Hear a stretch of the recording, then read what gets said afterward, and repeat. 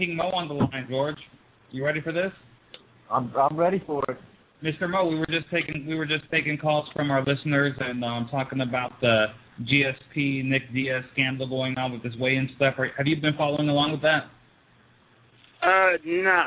What happened? One of the UFC's lawyers went up to Nick Diaz before the weigh-ins and told him that they're going to allow a special circumstance just for the Diaz-GSP fight at UFC 158, and they weren't going to count the decimal point when they weighed in. They told him this probably, by our estimates, a few hours, maybe an hour before the weigh-ins. They said that, and you know, with championship fights, you normally have to weigh on the dot, right? You know that. Yeah. So it's kind of been a big scandal. Diaz's lawyer came out and said that they're asking the Quebec Commission to grant him an immediate rematch because they didn't agree to that contractually, and it's kind of been making waves on the internet. So we were just taking calls. So what weight did GSP weigh in at? Well, they didn't disclose it because they weren't counting the decimal points for that fight.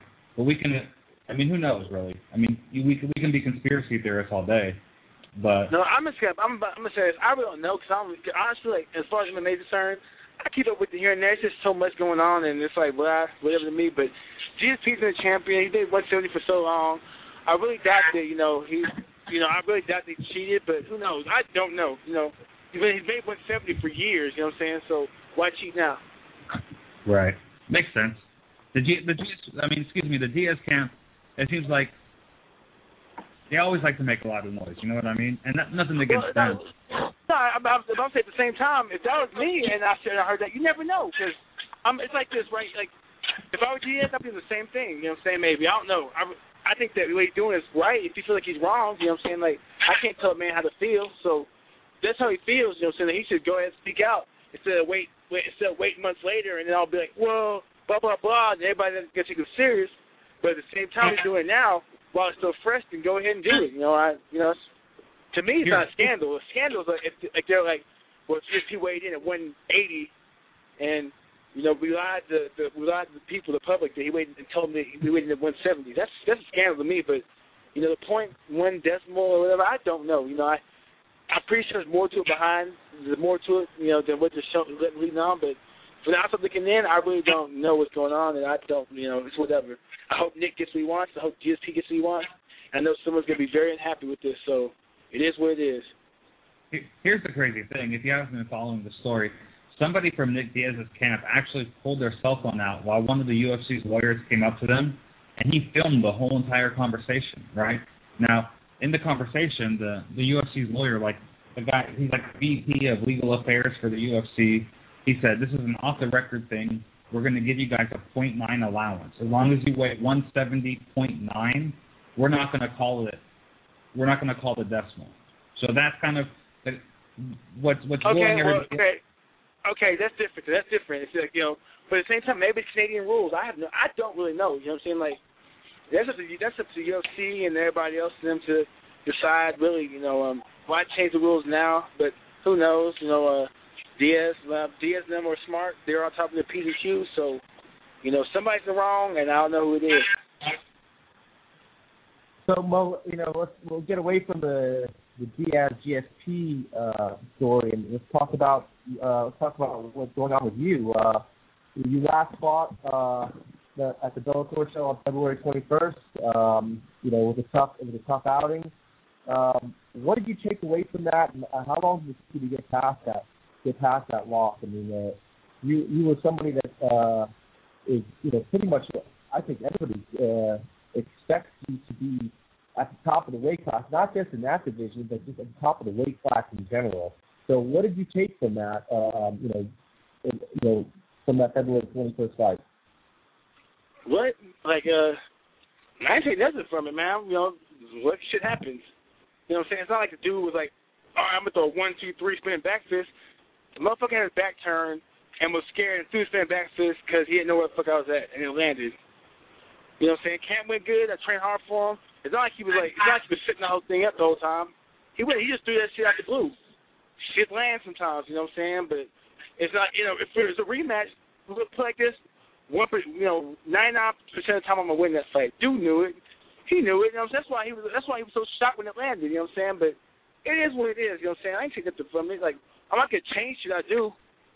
Shit happens. You know what I'm saying? So I'm just gonna be more aware of spinning shit that I don't see.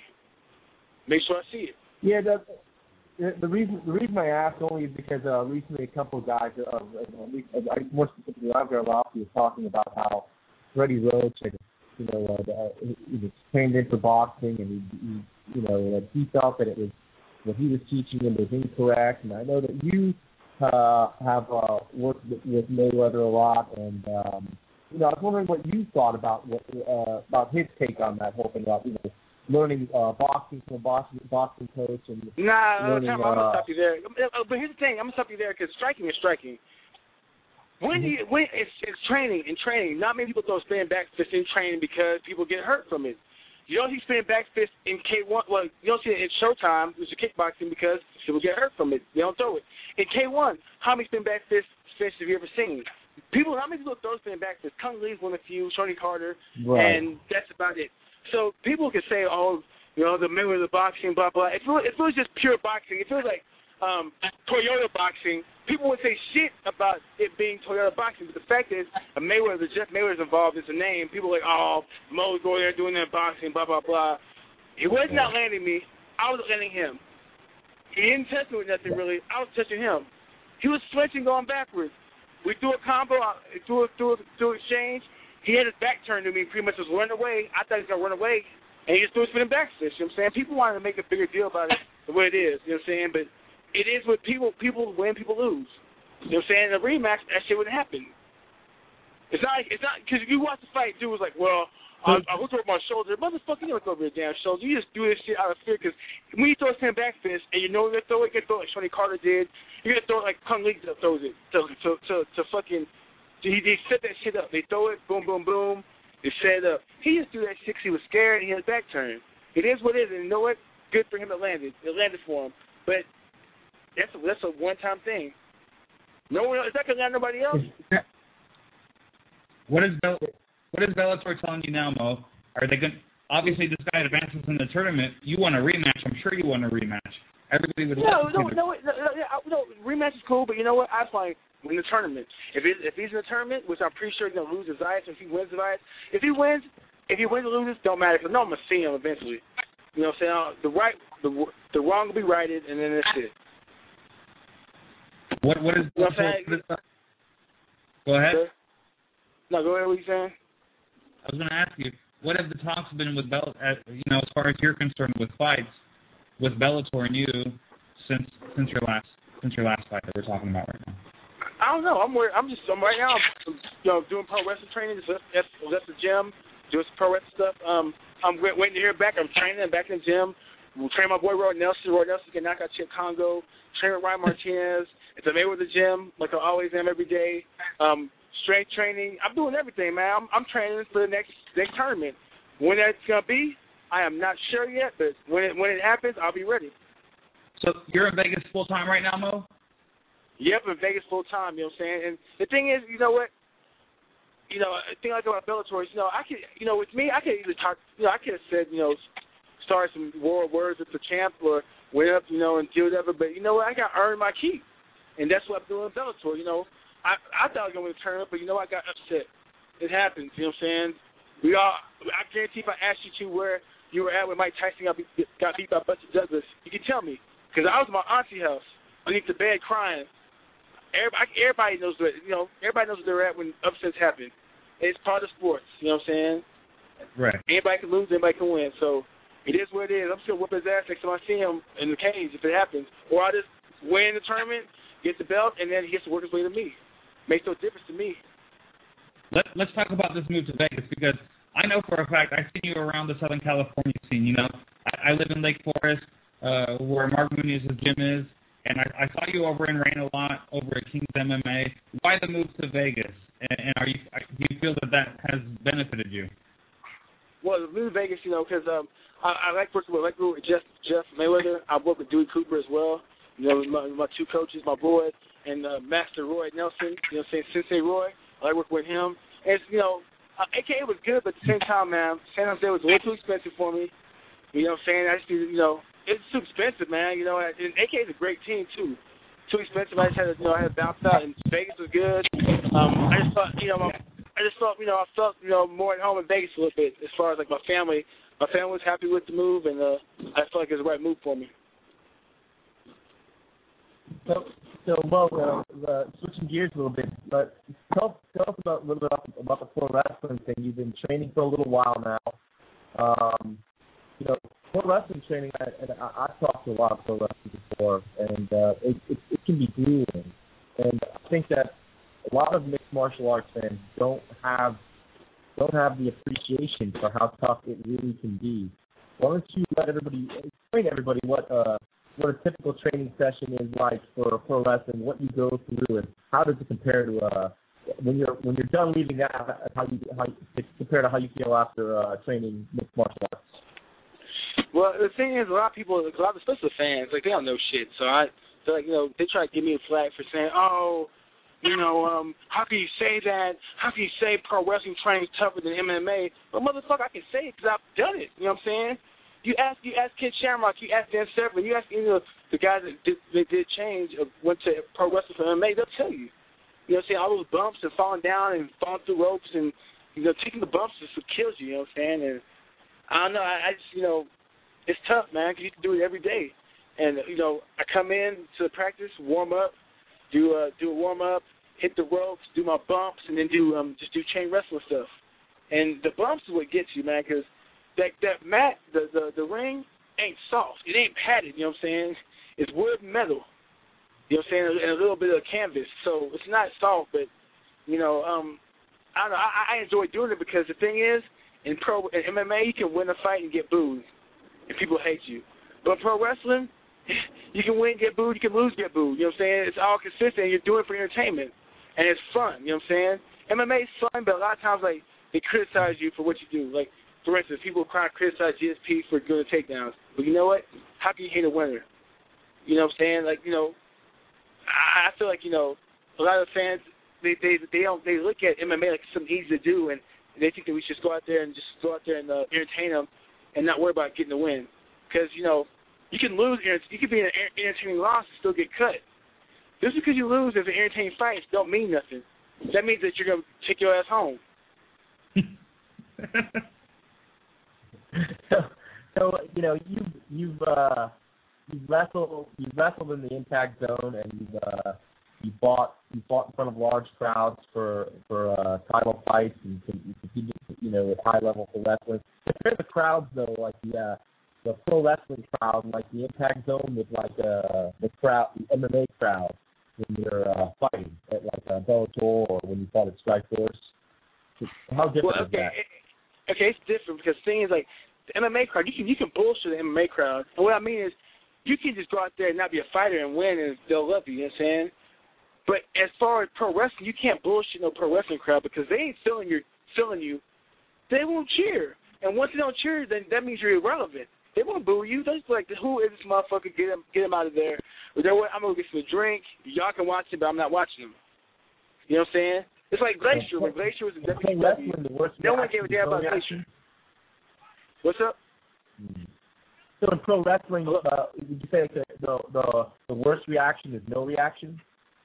Yes, I know it is, because that means that no one gives a fuck about you. In MMA, they'll boo you, or you'll get something. In pro wrestling, you'll get cheers, boos, or nothing. And once you get nothing, that's when you're in trouble. In MMA, they'll boo you, like, as soon as you get a takedown, boo, so you're getting some, you know what I'm saying? You knock out a submission, cheer, you know what I'm saying? If nothing's happening, boo. In pro wrestling, you can go out there and look phenomenal, but if they're not feeling you, they won't do a damn thing. They'll just be like, whatever. Because they boo you, and you can just be like, all right, fuck it, I'm a bad guy. You know what I'm saying? Yeah. But if they don't do that, then they're like, okay, what are we going to do with this dude? No, they don't really care about him. They'll train us to cheer for him or boo him, so we wasted time with them. A lot of guys have different styles, even in pro wrestling, to kind of pop the crowd. With the guys who are more high flyers, the guys that put their bodies through more torment, work a stiffer style. Where have you kind of fallen into? Like, where do you think your style is going to be? I know you grew up watching a lot of Arn Anderson, Ric Flair, Four Horsemen. That's a totally different wrestling style. I'm going to be a stiff style with amateur wrestling, with amateur Olympic wrestling. I'm going to make sure I'm stiff style MMA. I'm going to throw it all in there, a little bit amateur, a little bit everything, you know what I'm saying? Because when I go train people, like, damn, what's that? Because I'll do shit like from amateur wrestling or MMA, and they'll be like, oh, I've never seen it before. You know what I'm saying? So what's the finishing maneuver? Well, it's going to be a modified Garvin stomp. Modified Garvin stomp. How exactly is it modified? The Garvin stomp, we're talking about the WWF Rugged Ronnie Garvin stomp? Yeah, I'm going to modify it a little bit to make it more for me. I'm not going to say how, because I've already modified it a little bit, but y'all going to see, because I'm going to be doing matches this year for TNA.